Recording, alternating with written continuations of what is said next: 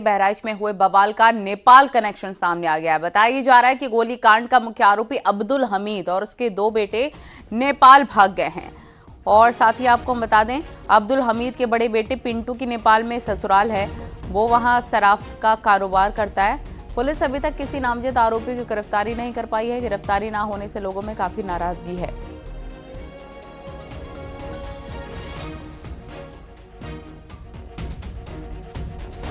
बहराइच में बवाल का नेपाल। जनपद बहराइच में मूर्ति विसर्जन के दौरान हुई हिंसा में अब नेपाल कनेक्शन सामने आया है। हिंसा के मुख्य आरोपी अब्दुल हमीद और उनके दो बेटे हैं। बताया जा रहा है उन्होंने नेपाल में सलड़ रखी है, जिसकी वजह से घटना के 3 दिन बाद भी पुलिस की गिरफ्त से वो बाहर हैं। आपको बता दूं कि महाराजगंज में हिंसा के दौरान अब्दुल हमीद और उनके दो बेटों पर गोलीकांड का आरोप लगा था, जिसमें एक युवक की मौत हुई थी। युवक की भाई की तहरीर पे मुकदमा दर्ज किया गया था। उसके बाद जो आरोपी हैं वो फरार हैं। बताया भी जा रहा है कि जो घटनाक्रम था, लोग बता रहे हैं कि अगर मौके पे पुलिस मौजूद होती तो ऐसी घटना नहीं घटती, लेकिन नेपाल का बॉर्डर यहाँ से 60 किलोमीटर दूर है। ऐसे में जो मुख्य आरोपी यहाँ से कैसे भाग गए, ये पुलिसिया सिस्टम पे भी सवाल खड़ा करता है। अखिलेश कुमार, न्यूज़ 18 बहराइच। न्यूज 18 के पास उन दो आरोपियों की फोटो है जिन पर बहराइच में मूर्ति विसर्जन के दौरान फायरिंग करने का आरोप है। इन लोगों ने बंदूक से फायरिंग की, जिसकी गोली लगने से एक लड़की की जान चली गई थी, जिसके बाद हंगामा काफी ज्यादा बढ़ गया था। तस्वीरों में आप देख सकते हैं कि एक लड़के के हाथ में बंदूक है, जबकि दूसरा लड़का घर से लगातार पत्थर और बोतलें नीचे फेंक रहा था। पुलिस को इन्हीं मुख्य आरोपियों की तलाश है। एसटीएफ भी बहराइच के बवालियों की तलाश में जुट गई है।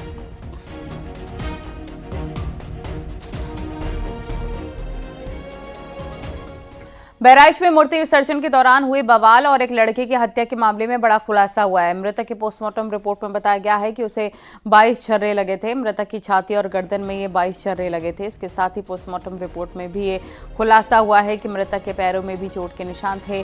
बाईं आंख पर नुकीले हथियार से वार किया गया था। सिर पर किसी भारी चीज से वार किया गया। पैरों के नाखून उखाड़ने की कोशिश की गई। शॉक और हेमरेज से मौत की बात सामने आई है।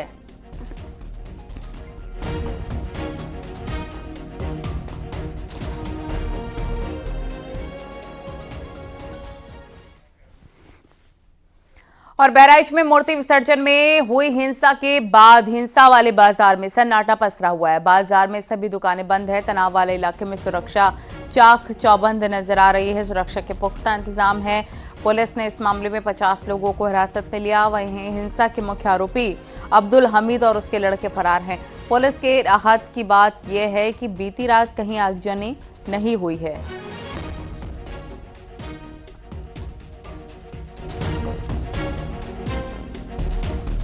इसी बाजार में ये घटना हुई थी जहां पर आगजनी हुई थी, गोलीकांड हुआ था, जिसमें एक लड़के की मौत हुई थी। उसके बाद यहां पे भारी पुलिस फोर्स तैनात कर दी गई है और पीएससी की 12 कंपनियां यहां तैनात हैं, आरएफ तैनात है और यूपी पुलिस के कम से कम 20 थाने के एसएचओ यहां तैनात हैं। बताया जा रहा है कि अब शांति व्यवस्था यहाँ कायम है, लेकिन जो दो संप्रदायों में जो बवाल हुआ था उसको लेकर अब लोगों में तनाव है।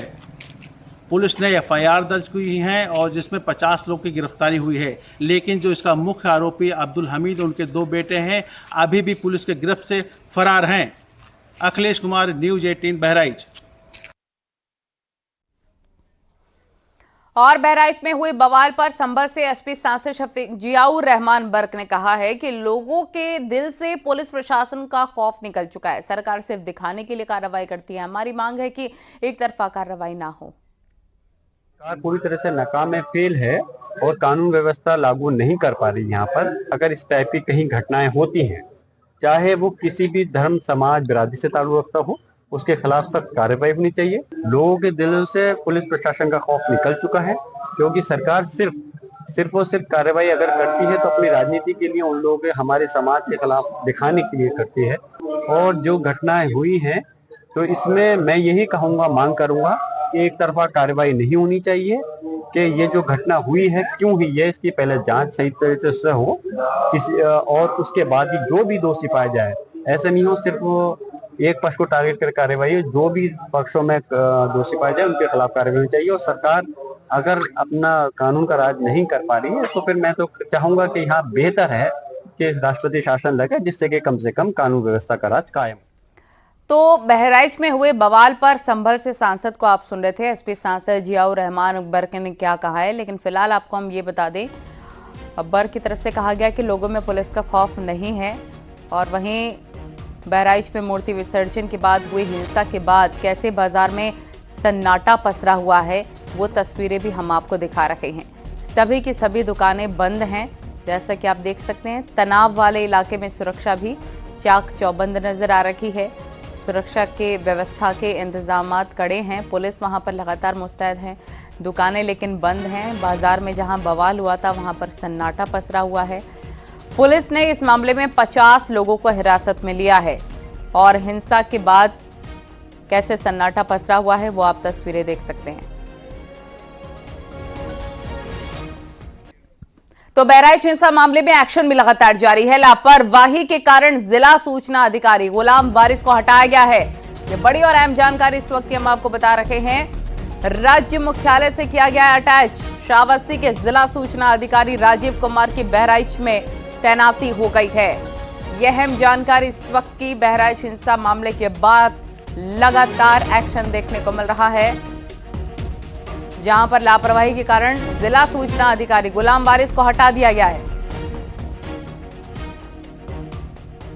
आगे बढ़ते हैं। हरियाणा में नई सरकार के गठन की कवायद भी लगातार तेज हो गई है और सीएम नायब सिंह सैनी को बीजेपी विधायक दल का नेता चुना गया, जिसके बाद अमित शाह और नायब सिंह सैनी राजभवन पहुंचे हैं।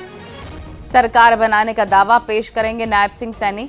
नायब सिंह सैनी कल सीएम पद की शपथ लेंगे और विधायक दल के नेता चुने गए हैं नायब सिंह सैनी। ये बड़ी और अहम जानकारी इस वक्त हम आपको बता रहे हैं।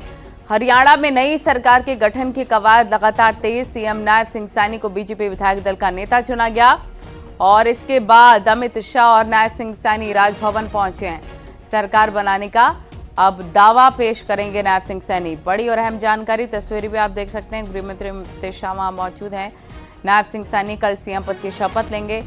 विधायक दल के नेता चुने गए हैं नायब सिंह सैनी। बड़ी और अहम जानकारी।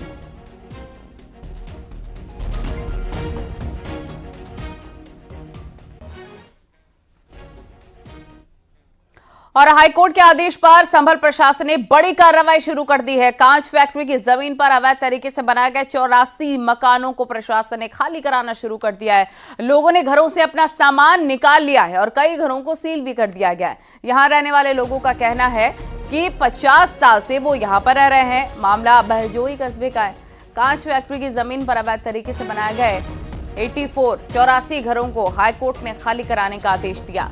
घरों को खाली करने के लिए प्रशासन ने नोटिस दिया है। इलाके में प्रशासनिक अधिकारियों और एसपी की मौजूदगी में भारी तादाद में पुलिस और पीएसी तैनात है।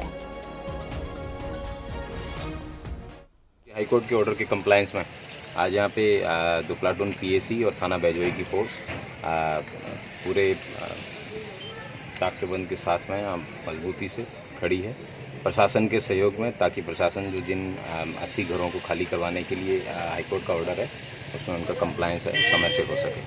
और मुझे नहीं लगता है किसी प्रकार का कोई अभी तक कोई अवरोध इस तरह का सामने आया है और उम्मीद करता हूँ कि हाईकोर्ट का जो आदेश है उसका कंप्लायंस भी समय से हो जाएगा। और अंबेडकर नगर में रोड रोलर में भीषण आग लग गई है। इससे वहां पर अफरा तफरी मच गई है। आग लगने के बाद ड्राइवर ने रोलर से कूदकर किसी तरह से अपनी जान बचाई है। और आपको बता दें कि रोड रोलर बीच सड़क पर खड़ा घंटों जलता रहा और सड़क निर्माण के लिए जा रहा था। तभी अकबरपुर कोतवाली क्षेत्र के जलालपुर रोड पर यह हादसा हो गया है। कैसे धू धू करके जलने लग गया है, देख सकते हैं आप। किसी तरह से ड्राइवर ने अपनी जान बचाई है।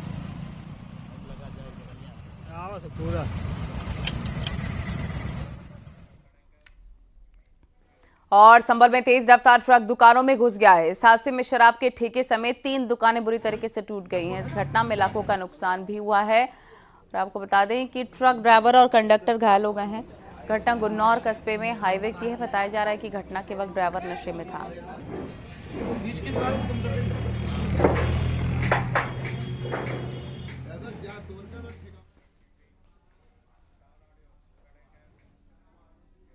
और बरेली में एक शख्स तमंचा लिए दिखाई दिया है। तमंचा लेकर जाते शख्स का वीडियो वायरल हो रहा है, जिसके साथ एक लड़का और दिखाई दे रहा है। वायरल वीडियो इज्जतनगर थाना क्षेत्र का है। तमंचा लेकर घूमते हुए आप इस शख्स को देख सकते हैं। इज्जत नगर इलाके का मामला, ये देखिए तस्वीरें।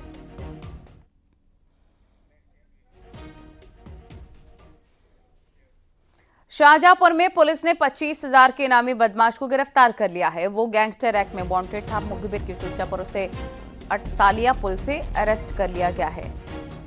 वो ITI कॉलोनी रोजा का रहने वाला है।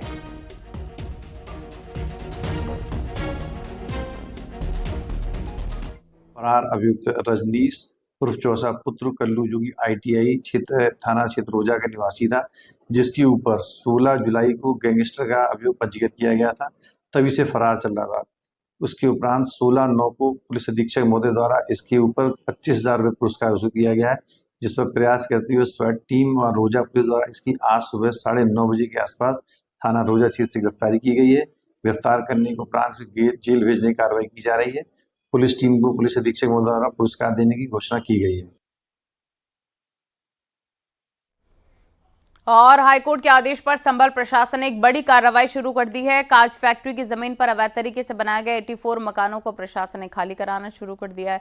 लोगों ने घरों से अपना सामान भी निकाल लिया है और कई घरों को सील कर दिया गया है। यहाँ रहने वाले लोगों का कहना है 50 साल से वो यहाँ रह रहे हैं। मामला बहजोई कस्बे का है।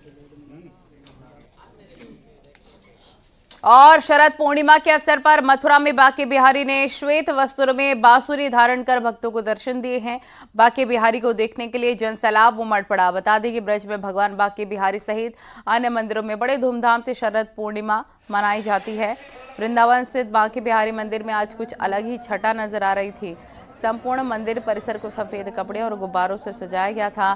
श्वेत वस्त्रों में बांसुरी धारण कर बांके बिहारी भक्तों को दर्शन दे रहे थे। आज ठाकुर जी का यहाँ पे जो है ठाकुर जी बाहर जगमोहन में आए हुए हैं और आज रास वाला मुकुट पहना है, सफ़ेद ड्रेस पहनी हुई है और ठाकुर जी का जितना भी वो है पूरा महारास वाला आज दृश्य है, जिसको दर्शन करने के लिए भक्त जो भी आ रहा है वो सखी रूप में आके दर्शन कर रहे हैं। क्योंकि जिस समय महारास किया है तो ठाकुर जी अकेले थे और 16,000 जो है वो गोपियाँ थी, जिनके बीच में ठाकुर जी ने अकेले नृत्य किया और सबके साथ में हर 2 सखी के साथ में एक ठाकुर कृष्ण, हर एक को ऐसा लगा ठाकुर जी हमारे साथ नृत्य कर रहे हैं। वही आज दर्शन ठाकुर जी जगमोहन में बैठ के सब भक्तों को दे रहे हैं।